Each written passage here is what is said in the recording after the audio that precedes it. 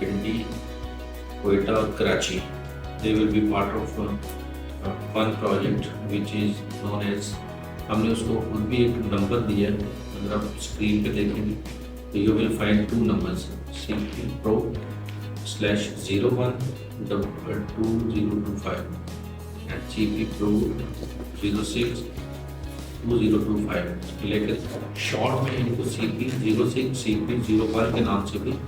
उसके short reference के तौर पर हम इस्तेमाल कर सकते हैं।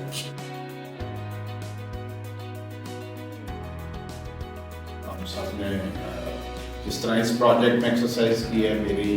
इस फोरम से रिक्वेस्ट होगी नेशनल ऑफिस से, सभी टीम से भी, तो इस तरह के बाकी जो प्रोजेक्ट इनिशिएट हों उनको भी इसी तरह पार्टिसिपेटरी उसका वर्क प्लान डेवलप किया जाए, ताकि वो पार्टिसिपेटरी वर्क प्लान के साथ हम ये चीज़ों को इंक्लूड कर सकें, ताकि सब लोगों को पता हो कि ये प्रोजेक्ट इस टाइम फ्रेम के अंदर रहते हुए प्रमोट करना है। जब पार्टिसिपेटरी होगा तो फिर उसकी ऑनरशिप भी होगी, तो समटाइम यहाँ से जाता है तो वो शायद वो नेशनल ऑफिस शायद डायसिस की सूरत को समटाइम नहीं समझ रहा होता कि वहाँ क्या, क्योंकि हम इम्प्लीमेंट करने वाले हैं, तो वहाँ समटाइम सिचुएशन सडनली चेंज हो जाती है, तो वो चीज़ें जो हैं वो सही तौर पर एग्जीक्यूट नहीं हो पाती। तो इसलिए अगर हम पार्टिसिपेट ही करेंगे और अगर उसमें कुछ गैप आता है तो हम टाइमली नेशनल ऑफिस के साथ शेयर करें कि ये एक्टिविटी या ये हमारा जो वर्क प्लान है इसमें ये चीज़ें जो हैं वो इस मौसम भी हो सकता है, वो और कुछ हालात हो सकते हैं जिनकी वजह से, तो हमें फ्लेक्सिबल रहते हुए अपने उस प्लान ऑफ एक्शन को पूरी कोशिश करनी चाहिए कि हम उसको टाइम फ्रेम के अंदर कंप्लीट करें, क्योंकि टाइम फ्रेम का बड़ा अहम रोल है सारी डेवलपमेंट के प्रोसेस, चाहे हमारे प्रोजेक्ट्स हैं या कुछ भी है, तो टाइम को अगर हम सही तौर पर मैनेज करते हैं, टाइम में चीज़ों को करते हैं, तो वो चीज़ें आगे फिर फ्रूटफुल भी होती हैं, कंटिन्यू प्रोजेक्ट अगर हमने टाइमली रिपोर्ट नहीं भेजी तो नेक्स्ट फेज़ में हम अपने पार्टनर्स को कैसे कह सकते हैं कि जी आप अगले फेज़ में भी हमें सपोर्ट करें, तो वो तभी सपोर्ट करेंगे जब हम टाइमली चीज़ें उसको भेजेंगे, तो वो टाइम जो है ना, वो टाइम मैनेजमेंट जो है वो एक बड़ा अहम कंपोनेंट है। और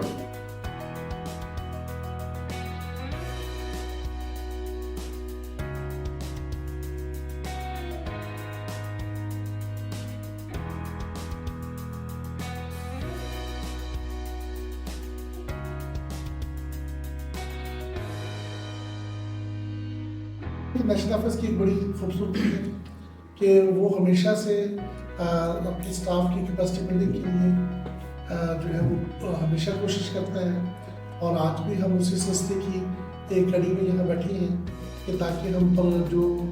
प्रोजेक्ट जो इम्प्लीमेंट करने जा रहे हैं उनको अच्छी तरह समझें और उसकी अच्छी तरह से दागबेल डालें, ताकि ये है कि हमारा जो इनिशियल जो स्टेप्स हैं और वही जो है वो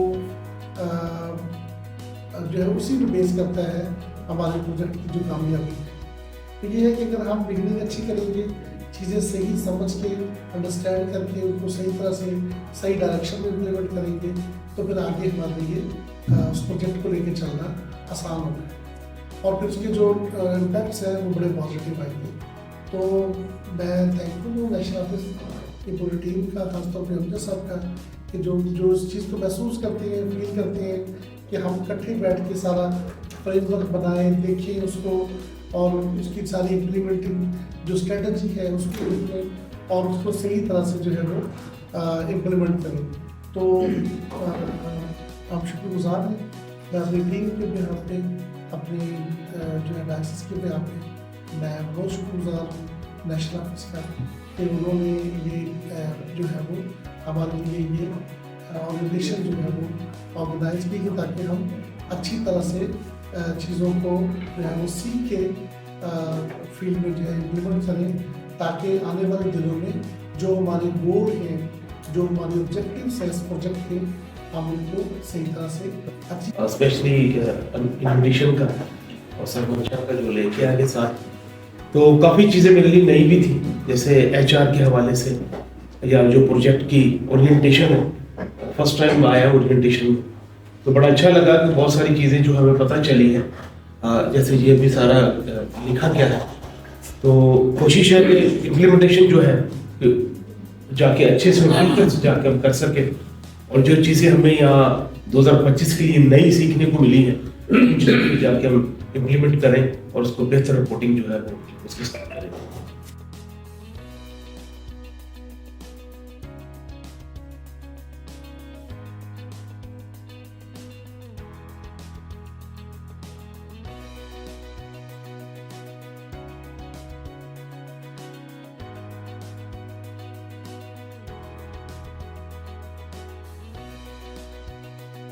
मुबारकबाद इस दो नए प्रोजेक्ट्स के लिए और फिर खास तौर पे बड़ी कंप्रीहेंसिव जो हमने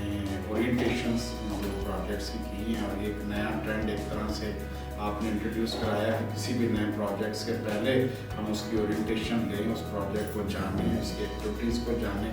और फिर उन इम्प्लीमेंटेशंस के हवाले से नेशनल ऑफिस और डायसिस मिल के जो है उसकी एक पेज पे हो ताकि हम उन चीज़ों को बेहतर तौर पर इम्प्लीमेंट कर सकें। वेरी गुड, आप सबको बड़ा अच्छा है। नए पीपल आर